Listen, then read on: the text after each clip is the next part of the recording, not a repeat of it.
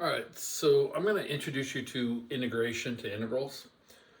So an integral is, you take an integral, um, we integrate, that's the word you're going to hear, integration.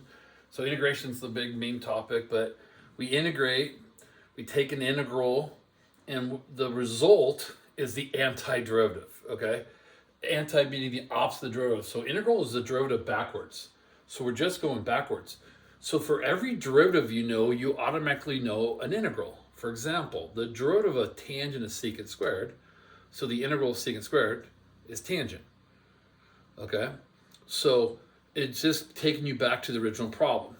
It has a lot of use for it. So as I said, it's called the antiderivative. You won't hear that word too often, but I mean, anti being opposite. What an integral finds the sum. That's why the shape of an integral is a big S. It has a big loopy S because it finds the sum, right? It finds the total sum, whatever. We use it to find area. It'll actually, if you take an integral of an equation, it finds the area between your graph and the x-axis. If you're below the x-axis, you would actually have a negative value because you're below. But that's if you want an area, you would just make it positive. So area is between your graph and the x-axis. And then we'll use it later in chapter 7. We'll use it to find volume. So there's a lot of really cool uses for integration. So you'll notice there's a little dx at the end of the problem. For now, you can ignore it. It's a little complicated. You learn in chapter 6 why it's there. But it just disappears, so you kind of ignore it. It's telling you kind of what letter you're using. These should always match. It shouldn't be, x4 dy. That doesn't make any sense for us at this time. So we leave that alone. But where it really comes from, like if we have y equals x squared, we have the derivative of dy dx is 2x. Well, when you go backwards, we actually separate. We take this dx and we move it over here. And then we would later, we'll learn this in chapter 6, integrate, but you'll see the integral of like 2x dx. We're just practicing, learning a skill on one side, okay? So for now, ignore the dx. It's just going to disappear. All right, for polynomials, anytime you have x to a power, the integral is this simple. You add 1 and divide by that number, and then you write plus c. As soon as I'm doing these examples, I'm going to tell you why we write a plus c, okay? So what you're saying is you're trying to find the original problem. So the integral is just you add 1 and then divide by that new number, and that's it. Pretty simple to take an integral. Now the reason why we do it that way, remember in a derivative, we would multiply and then subtract. So with derivatives, you multiplied and then subtracted. Well, integrals, you're going backwards in the opposite order. So do the opposite of these going backwards. So instead of multiply and subtract, we add and divide. That is why we add and then divide, okay? All right, so the integral of 2x, well, constants with integration, just like derivative, just sit there. So integrals just sit there. So the 2 sitting there, constants. The integral of x, you add 1 and divide by that number. And don't forget, we're going to write plus some constant. I'll explain in a bit. And that 2 cancels, so I just get x squared plus c. Oh, we know that. The derivative of x squared is 2x. So the integral of 2x is x squared. Okay? So when you have a constant, what do? Well, really, what's next to it right now is like x to the 0 power.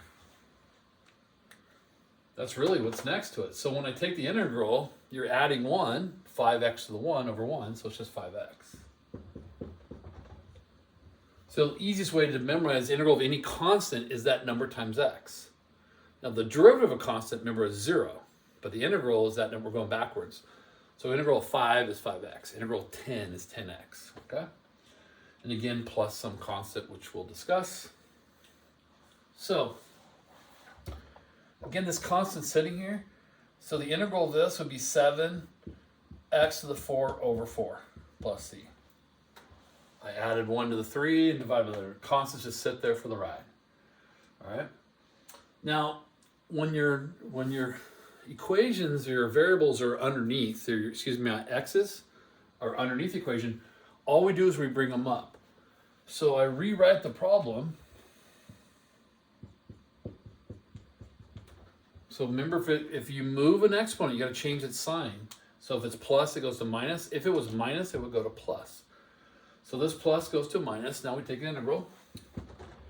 And you get x to the -3 over -3. Don't forget you're adding 1.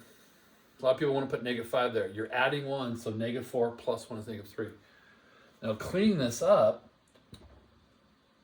the 3 is on the bottom. The negative sign can go up front. That goes to the bottom. So there's nothing left on top, and that's the integral. So it's a little tougher to clean up at the end, but that's how you take an integral. And then fractions always freak people out, but you add 1. Well, a half plus 1 is 1.5 or 3 halves. Now what you're supposed to do, I'll write what we're supposed to do. We're supposed to divide by a fraction. That kind of looks ugly. So when you divide by 3 halves, you remember in junior high, you learned like, hey, dividing by fraction, just multiply by the reciprocal. So instead of dividing by 3 halves, we're going to multiply by 2/3 plus c. All right. And so you just, again, add 1, divide by number. It doesn't matter what we're looking at. And that's how you take a basic integral. We're going to learn other things and how to take the integral. For example, here's sine and cosine. These are just memorization. There's no, oh, do I add 1? Nope. You just got to memorize it. So it's thinking about it backwards. The integral of sine would be negative cosine. Because remember, the derivative of cosine is negative sine.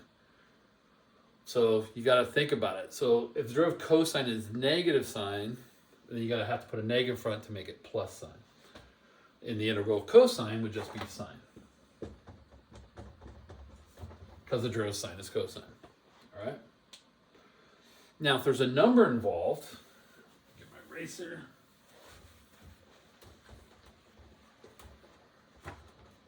So if you have to take the integral of sine of 8x. Now remember when we took derivatives of trig functions, we always had to take a derivative of that angle. Well, integrals is backwards. Instead of taking a derivative, instead of multiplying, we'll divide by the derivative. So the integral of sine we know is negative cosine. So it'll be negative cosine of the same angle, but you have to divide by the derivative of the angle. Divide by 8. Now you can only do this if your derivative is a constant derivative. It can't be like 2x as your derivative. All right, so we can only adjust with constants. So if we had cosine of 5x, integral will be sine of 5x over 5 plus c. All right, so we just have to adjust. Here we had a 1x, so we had to divide by 1, so there was nothing happening. All right, so the other 4 trig functions require natural log, and which we don't learn until chapter 5. So this chapter we won't be learning any of those. So there's the integral of sine and cosine. All right, there's 4(1). Now I'm going to explain to you why we write plus c.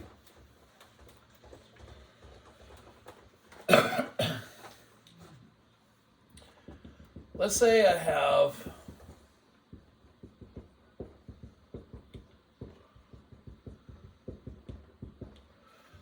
those 3 equations. Well, the derivative of all of them